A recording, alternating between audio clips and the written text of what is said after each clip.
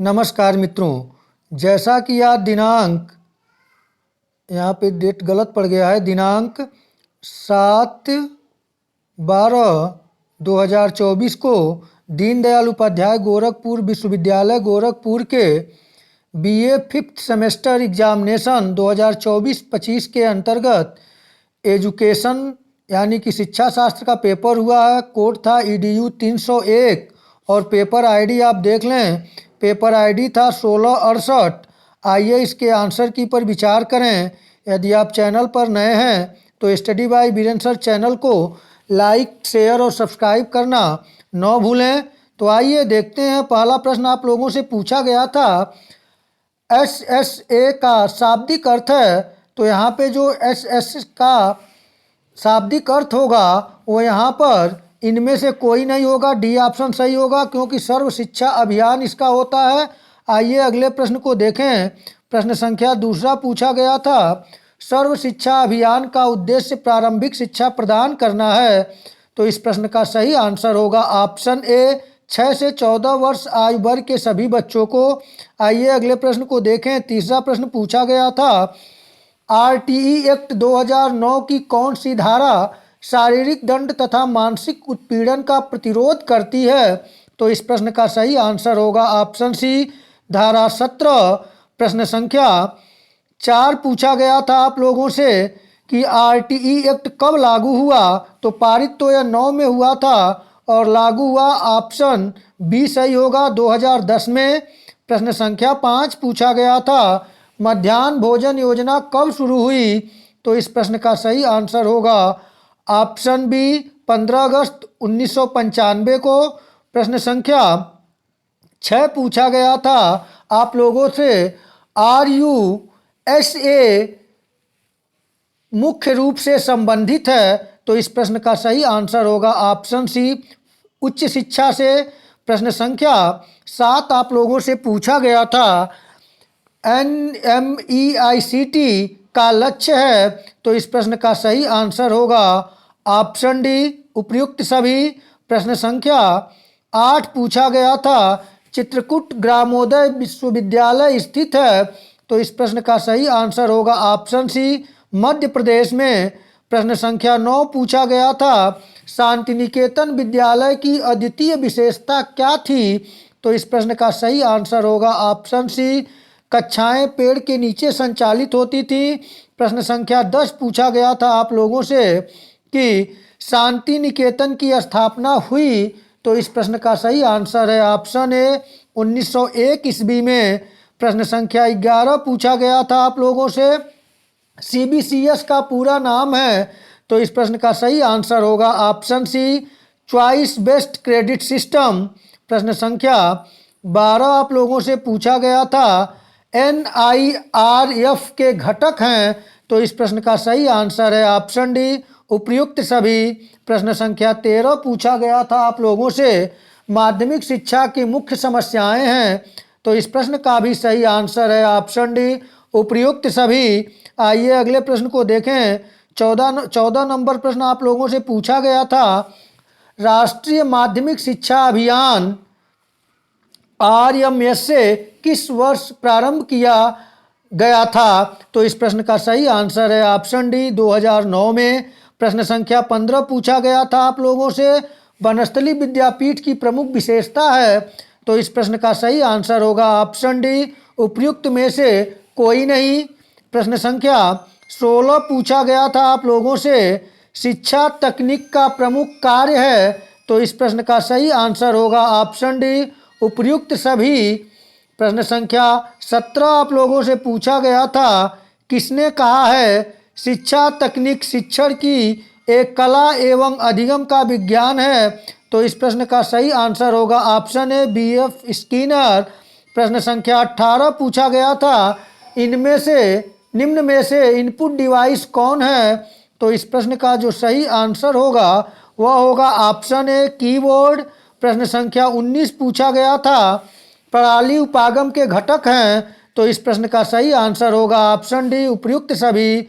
प्रश्न संख्या 20 आप लोगों से पूछा गया था, टीचिंग मशीन का विकास किया था। तो इस प्रश्न का सही आंसर है ऑप्शन बी, सिडनी एल प्रेसी ने प्रश्न संख्या 21 पूछा गया था कि तकनीकी परिवर्तन किन कारणों से महत्वपूर्ण है, तो इस प्रश्न का सही आंसर होगा ऑप्शन डी उपर्युक्त सभी से।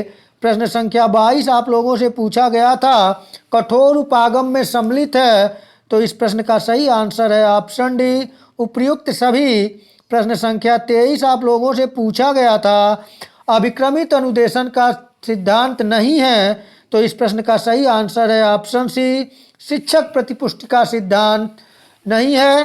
प्रश्न संख्या 24 आप लोगों से पूछा गया था कि रेखीय अभिक्रमित अनुदेशन के प्रतिपादक थे, तो इस प्रश्न का सही आंसर है ऑप्शन ए वी.एफ. स्किनर। प्रश्न संख्या 25 पूछा गया था निम्न में से कौन शैक्षिक तकनीकी का एक प्रकार है, तो इस प्रश्न का सही आंसर होगा ऑप्शन डी उपर्युक्त सभी। प्रश्न संख्या 26 आप लोगों से पूछा गया था शैक्षिक तकनीकी के प्रकार में सम्मिलित हैं, तो यहाँ पर भी सही ऑप्शन है ऑप्शन डी उपर्युक्त सभी। प्रश्न संख्या 27 पूछा गया था निम्न में से रूसा का मुख्य उद्देश्य क्या है, तो इस प्रश्न का जो सही आंसर 27 नंबर प्रश्न का जो सही आंसर होगा वह उद्देश्य क्या नहीं है। निम्न में से रूसा का मुख्य उद्देश्य क्या नहीं है, तो इस प्रश्न का सही आंसर होगा ऑप्शन सी समानता में सुधार। प्रश्न संख्या 28 आप लोगों से पूछा गया था एडुसेट को लॉन्च किया, तो इस प्रश्न का सही आंसर है ऑप्शन बी इसरो ने। प्रश्न संख्या 29 पूछा गया था मूक का अर्थ है, तो इस प्रश्न का सही आंसर होगा option a massive open online course. प्रश्न संख्या 30 पूछा गया था आप लोगों से CIET का पूर्ण रूप है, तो इस प्रश्न का सही आंसर है option A central institute of educational technology. प्रश्न संख्या 31 पूछा गया था डिजिटल पुस्तकालय ई पाठशाला तथा ई नोट्स ने विद्यार्थियों के लिए शिक्षा की गुणवत्ता में किया है, तो इस प्रश्न का सही आंसर है ऑप्शन ए सुधार किया है। प्रश्न संख्या 32 पूछा गया था आप लोगों से नवाचार के घटक हैं, तो इस प्रश्न का सही आंसर है ऑप्शन डी उपर्युक्त सभी। प्रश्न संख्या 33 पूछा गया था ई पाठशाला की शुरुआत की गई, तो इस प्रश्न का सही आंसर है ऑप्शन बी नवंबर 2015 से। प्रश्न संख्या 34 पूछा गया था श्याम पोर्टल की शुरुआत की थी, स्वयं पोर्टल की शुरुआत की थी, तो इस प्रश्न का सही आंसर होगा ऑप्शन सी 2017 से। प्रश्न संख्या 35 पूछा गया था जब कोई व्यक्ति परंपरागत तौर तरीकों से हटकर नए ढंग से कार्य करता है तो वह कहलाता है, तो इस प्रश्न का सही आंसर होगा ऑप्शन सी नवाचार। प्रश्न संख्या 36 आप लोगों से पूछा गया था छात्राओं की शैक्षिक उपलब्धि बढ़ाई जा सकती है, तो इस प्रश्न का सही आंसर होगा ऑप्शन डी उपर्युक्त सभी। प्रश्न संख्या 37 पूछा गया था वैश्वीकरण एकीकरण बढ़ाने की प्रक्रिया है, तो इस प्रश्न का जो सही आंसर होगा कि वैश्वीकरण एकीकरण बढ़ाने की जो प्रक्रिया है, तो यहाँ पे ऑल ऑफ द अबव यानी कि डी ऑप्शन सही है उपर्युक्त सभी। प्रश्न संख्या 38 आप लोगों से पूछा गया था वैश्वीकरण द्वारा उत्पन्न नए अवसर हैं, तो इस प्रश्न का सही आंसर है ऑप्शन डी उपर्युक्त सभी। प्रश्न संख्या 39 पूछा गया था राष्ट्रीय महिला शिक्षा समिति की अध्यक्ष थी, तो इस प्रश्न का सही आंसर होगा ऑप्शन बी हंसा मेहता। प्रश्न संख्या 40 पूछा गया था राष्ट्रीय महिला आयोग का गठन हुआ, तो इस प्रश्न का सही आंसर जो होगा वह है ऑप्शन सी 1992 ईस्वी में।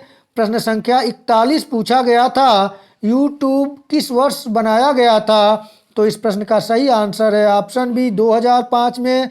प्रश्न संख्या 42 पूछा गया था निम्न में से कौन सा सोशल मीडिया प्लेटफॉर्म नहीं है, तो इस प्रश्न का सही आंसर है ऑप्शन डी गूगल। गूगल एक सर्च इंजन है, जबकि फेसबुक ट्विटर इंस्टाग्राम आप सभी जानते हैं कि सोशल मीडिया प्लेटफॉर्म है। प्रश्न संख्या 43 पूछा गया था आप लोगों से ओजोन परत कहाँ स्थित है, तो इस प्रश्न का सही आंसर है ऑप्शन डी समताप मंडल में। प्रश्न संख्या 44 आप लोगों से पूछा गया था और बड़ा ही आसान प्रश्न था। विश्व पर्यावरण दिवस कब मनाया जाता है? तो इस प्रश्न का सही आंसर है ऑप्शन सी 5 जून को। प्रश्न संख्या 45 पूछा गया था ग्लोबल वार्मिंग का परिणाम है, तो इस प्रश्न का सही आंसर है ऑप्शन सी समुद्र स्तर में वृद्धि। प्रश्न संख्या आप लोगों का 46 नंबर प्रश्न पूछा गया था जलवायु परिवर्तन के कारण हैं, तो इस प्रश्न का सही आंसर है ऑप्शन डी उपयुक्त सभी। प्रश्न संख्या 47 पूछा गया था ओजोन परत क्षरण का सर्वप्रथम उल्लेख किया गया था, तो इस प्रश्न का सही आंसर है ऑप्शन बी 1985 में सर्वप्रथम ओजोन परत क्षरण का पता लगाया गया था। आइए अगले प्रश्न को देखें। प्रश्न संख्या 48 पूछा गया था हरित गृह, यहाँ पे देखा गृह होगा, हरित गृह प्रभाव प्रक्रिया है, तो इस प्रश्न का सही आंसर होगा ऑप्शन बी वायुमंडलीय कार्बन डाइऑक्साइड द्वारा अवरक्त विकिरणों के अवशोषण से वातावरण को गर्म करने की।